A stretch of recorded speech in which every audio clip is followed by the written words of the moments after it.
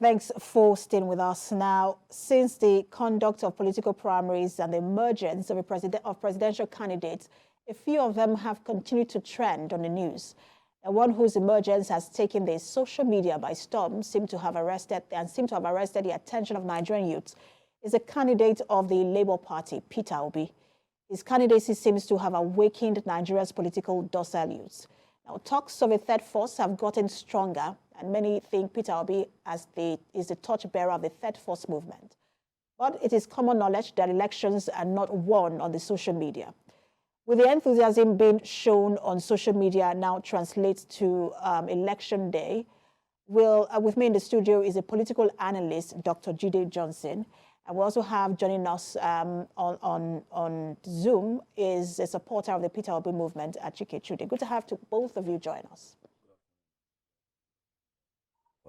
Let me start with you, Dr. Jide Johnson. The idea of a third force is a recurrent phenomenon every election cycle. When we've seen it, I think it was the APC, that merger of the APC, people largely expected that was in 2013. Indeed, it was able to, take power from the PDP. We also saw it in 2015 or 2019, with some younger candidates looking to merge, but that never happened. And now we're seeing with Peter Obi. How much can Peter Obi upset the political status quo? Well, it's giving a serious concern for the two major parties that we have in Nigeria, the PDP and the APC, which in any case are same of the same, that PDP or APC. And to a large extent, if anyone has said that we have this conversation 6 months ago, 5 months ago, you say you can take that to the Marines, but it has become a current feature and a thorn in the flesh of the established political parties, because there is a new movement propelled by the emergent youth votes. You recall that one of the waves of 2019 election was the not too young to run. Absolutely. That act itself gave opportunity to younger candidates, awaken the social consciousness of younger candidates to be part and parcel of the political process, and also taking cognizance of the fact of the NSAS protests, police brutality, and the rest of it. This movement, this fluid movement, has metamorphosed into what we have as a political force, and they've been looking for a rallying figure, and Peter Obi seems to be coasting on that wave, and it's a force to be reckoned with. Would that translate to electoral victory? We begin to see that as the election approaches. Let me take it to Achike. Peter Obi seems to be, there seems to be a wave of movement on his behalf, whether on social media and even amongst young people who are now registering for their PVCs. But there are some politicians who say, look, this is just a waste of time and that it will not amount to election victory. Is this the third force that Nigerians have been talking about and waiting for? Again, just like I asked Dr. Jide Johnson, how much can Peter Obi upset the political status quo? Yeah, well, let me just correct an impression that, I'm a supporter of the Peter Obi movement. I've not really been partisan. I've never really been partisan from 1999, though I have voted and I have my views about the political movement and the political parties in the country. But that is not to say that I'm not fascinated with the Peter, Obi movement and what, I see, or what the youths are, and also identify with what the youths are seeing in Peter Obi as a possible candidate that will become the president of this country and begin to make meaningful impacts. Of course, if we remember what he did in Anambra State, especially at the level of education, when he came in as governor of Anambra State was, I think, between 22 to 25 on in terms of the positional placement of education in Anambra State, and he took it to #1, and it has remained in the top 3 since then, apart from other achievements that he made. So I would agree with my comrade there, Jide Johnson, that the fact that you hear politicians, especially of the APC and the PDP, say that, look, this is a movement that will get nowhere. This is a movement that has no structure. But the fact that if they were so confident about about the inability of Peter Obi and the Labour Party to create shockwaves within the polity, and that is taking the presidency of this country, then they will not be talking. They would have just absolutely dismissed the Peter Obi, but they are not, because they can't keep talking about. They can't stop talking about him. They can't stop deriding him and all that. But the reality is that this is being done. Whatever it is they are doing to undermine him is being done out of fear of the growing movement. Of course, what is this movement about? The movement is anchored on the hopes and expectations of the Nigerian youths. And the Nigerian youths, of course, are over 65 to 70% of the Nigerian population. And I think what the PDP and APC has had going for them all this while is the fact that these youths have refused to actively engage in the political dispensation in the country, especially when it comes to elections and vote registering and voting during election. But that is changing, and so you are seeing, for those who are also deriding them of just being active, social media, participants. That is not true, because we are seeing this activism in real life. We are seeing it play out in most of the registration centers, not just in a part of the country, but in every part of the country. That movement, the increase in the number of people trying to register it's about 80% of the Nigerian youths. And these people have made up their mind that they're going to vote. They've made up their mind they're going to vote because they are tired of the old dispensation. They are tired of the old order. They are tired of the old politicians who have not delivered anything to of worth to them and to the country. And beyond that, again, these are the young people that have been baptized, by the massacres or by the shootings that took place at the Lekki toll gate. They became political from an agitation of police brutality. They began to ask political questions. Why are we in this situation? Why do we not have jobs after we are through from the universities? And other socio-economic issues that caught their fancy. So the repression of these youths at the Lekki toll gate, and what happened to other youths during the NSAS movement over the country has emboldened these people and conscientized them to the politics of the country. And so you can see the arguments that they make on social media. A lot of people have accused them of just going out to abuse people, but that's not the issue. That's not the truth. It's just a few of them that are doing that. A lot of them are engaging the members of the political class on social political issues in the country. And so, therefore, it is very clear that Peter Obi is a phenomenal movement. And don't forget that this is just a 2-month or 3-month-old movement. You're going to see what is going to happen in the next few months, for as long as they can keep it together and continue to move along the right trajectory and to avoid the distractions. Mr. Chike, just a minute, please. It's even going to be bigger. All right, thank you. Let me bring this conversation to Dr. Johnson. He's talked about the youth, and we've seen that massive youth movement. Youth, of course, are a massive voting bloc in the country. But let's not forget that when you say youth in Nigeria, about 60-65% of the population, you're also talking about people who are not of the voting age yet. 15 to about 17 are also part of that population. There are also youths who are in PDP. There are youths who are in APC. There are youths who are in other political parties. So how much of the youth mandate can sustain Peter Obi? Well, if you are looking at what this movement is all about, is about the movement of first-time voters, the solution, working class, the apolitical people on the street, graduates on the street. So it's a movement that is bigger and larger than Peter Obi. Peter Obi is just the face of this.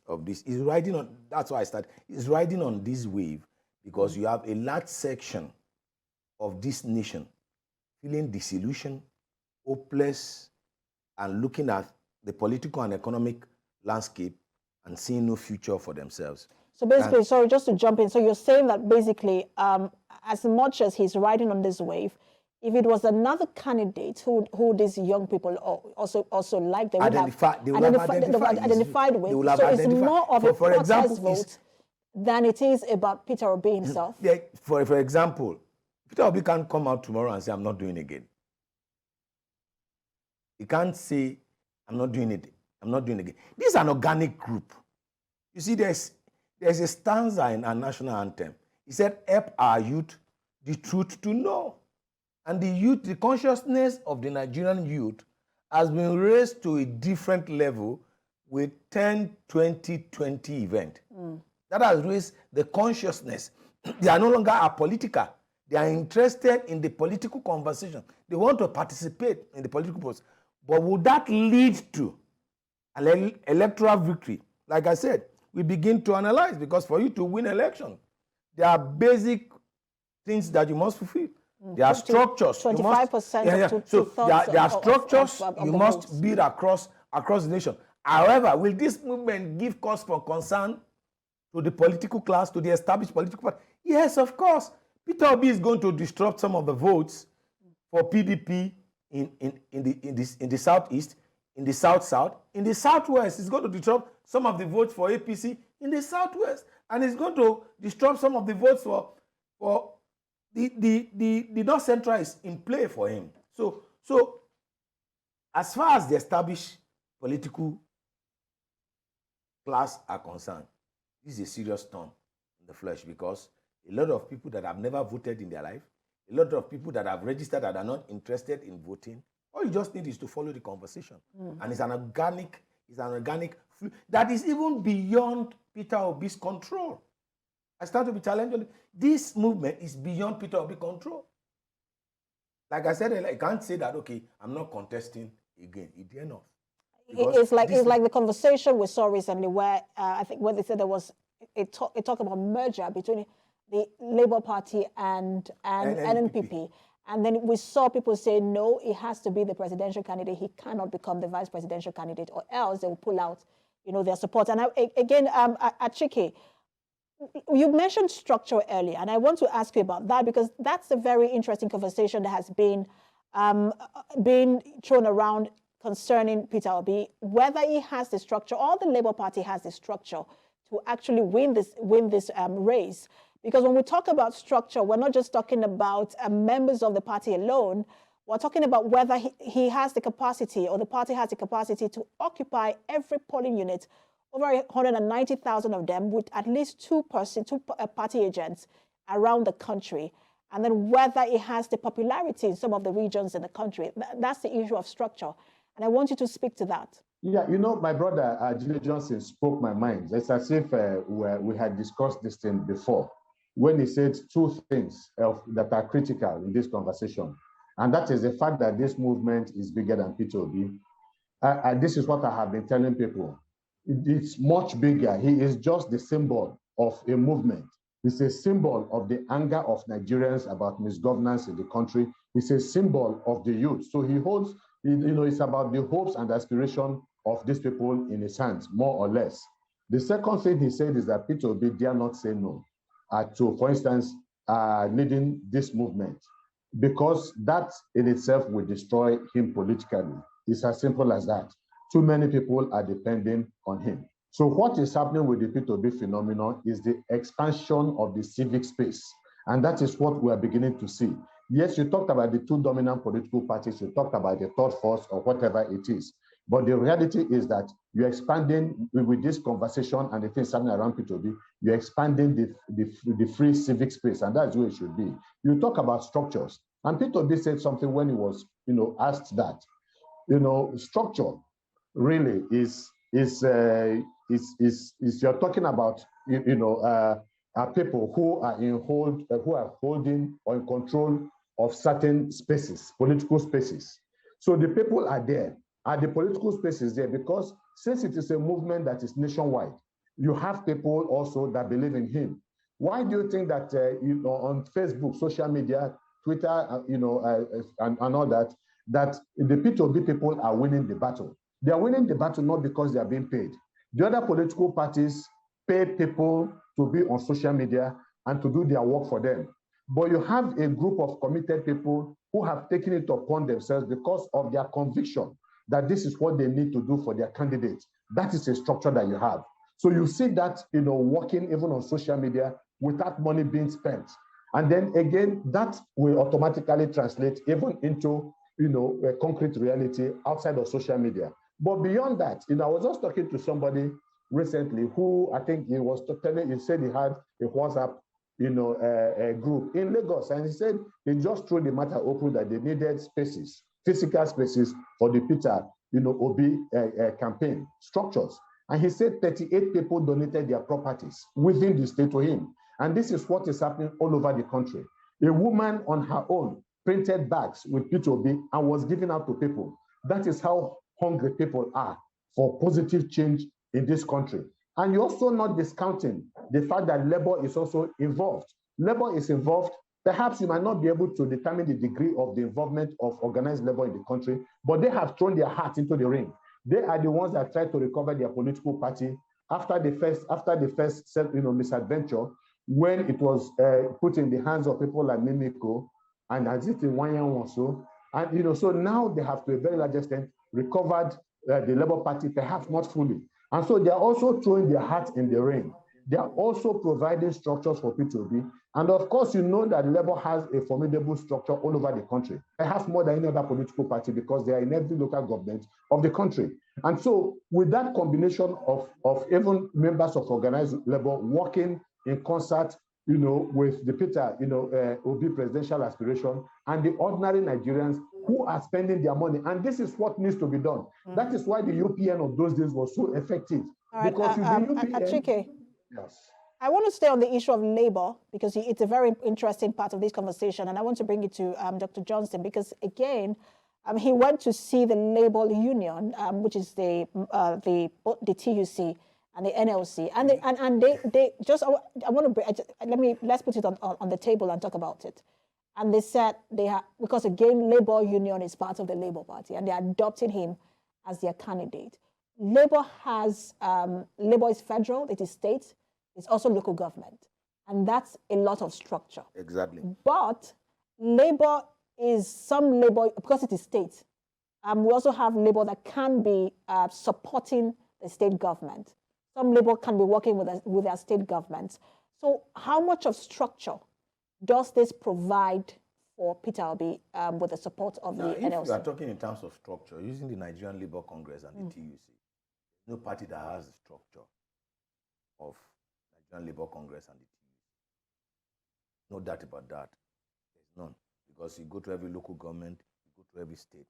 However, Nigerian Labour Congress had become moribund since the time of Pascal Bafayao under Babangida administration, when Adam Oshiomhole was the vice president of Nigerian Labour Congress to us. That's when Labour became, not when Issa Hayatu was there, not Liman Shiruma was there. Since then, Labour has become a transactional organization, not even a union. In actual sense, this political party was set up. That's the fear some of us have had with respect to the Labour platform. Because the Labour Party has always been used as a transactional party. Achike mentioned Dan Nwayahu as the national chairman. You recall in 2011, Labour, as his own presidential candidate, endorsed the PDP. In 2015, the same. In 2019, Labour endorsed the APC. So Labour platform has never been used to fight the cause of Labour Party, but has always been used by the leadership of the Labour Party itself, and has started to be challenged or corrected on this as a transactional political party. We hope that there will be a difference. And then if you are talking about Labour, do you even have Labour? Who is the NUC president? Who is the TUC president in Nigeria? When, in actual sense, in the former Labour president in Nigeria left the Labour platform to contest election under the ACN platform. So if you are looking at, in terms of structure, the structure is there. But in terms of the seriousness and the commitment of the leadership of the Nigerian Labour Congress to the plight of Nigerian workers, not to even now talk of to using it as a political platform, that's where if it had been left, if the Labour Party, if Peter Obi's movement had been left to Nigerian Labour Congress, you think we'll be talking about what we are talking about? You see that this is generic, this is organic, this is about people that are discontented with the status quo. So the selling point when it comes to structure cannot be labor, because you are saying that, look, labor is moribund in Nigeria. But let me take you to Achike. When you look at the people Peter Obi is contesting against, most of them are referred to as veterans in politics. They are also seen to be regional power brokers, not just that they are veterans in politics. So how much, and if you need to become the president of Nigeria, you need, I think it's 25% of 2/3 of the states and the FCT. And if you do the math, I think that would amount to about 25 states. How guaranteed is that for Peter Obi? Well, I think like Jide said, and I think it's very clear, the fact that if there's any place where the PDP and APC have shifted their swords more or less, where they have found common grounds, it is in the bashing or the attempt to demystify Peter Obi and to pull him down because of the fear. Like I told you, if they were not afraid of him, if they did not think that he had capacity and potential to cause a disruption in the political hegemony of this country, within the political hegemony of this country, they will not bother. So obviously, Peter Obi can easily be guaranteed the 25% in, 2/3, of the country. I think it is doable. I think he can do it. Do not also forget the ongoing discussion between the Labour Party and then the NNPP, which will give him if they're able to find accommodation with one another, it should give him or the Labour Party, very good grounds for success when it comes to meeting with the constitutional requirements in an electoral process. So I think that is doable. He's in a position. Then you talked about even the old veterans. The old veterans, political veterans, also have their disadvantages. Because these are people, like you say, they are veterans. They know the politics, of the country like the back of their hands, and they have been successful. But they also have baggages, a lot of baggages. I have, sorry, I have just about a minute left. Achike, and I know you are making a very important point. My apologies, but I just want Dr. Jide Johnson to speak for the next 30 seconds, because that's how much I have left. How much of traction can he gain? Can his movement gain? He was talking about the NNPP, but that conversation has stalled because Kwankwaso his camp has said no, they don't want to be vice president. They also want to be president. But how much of traction can he gain beyond ethnicity and beyond religion? Politics is tribal in Nigeria. You have bees. But however, there is a movement that is starting. And I think whatever the outcome of the presidential election, not just go away, if you accept the responsibility of leading this movement. Rome was not built in a day. He might not win in 2023. 2027 is not too far off. And the ability to pull this movement together and be the rallying point for it will help his political career and will be of good interest to Nigeria, providing us with an alternative to the established political order that we have in Nigeria. All right, political analyst, Dr. Jide Johnson, thank you so much for talking to us. Pleasure. And we introduced you earlier, but I want to reintroduce you, Achike Chude. You are a keen observer of the Peter Obi movement, and you're also a political analyst as well. Thank you so much for talking to us. It's been a pleasure. Thank you, Anayo. All right, that's it on Political Standpoint today. You can catch a repeat by 11 a.m. Tonight. And you can also catch another repeat by 5 a.m. on Sunday morning. Thank you so much for watching. We'll have more conversations next week.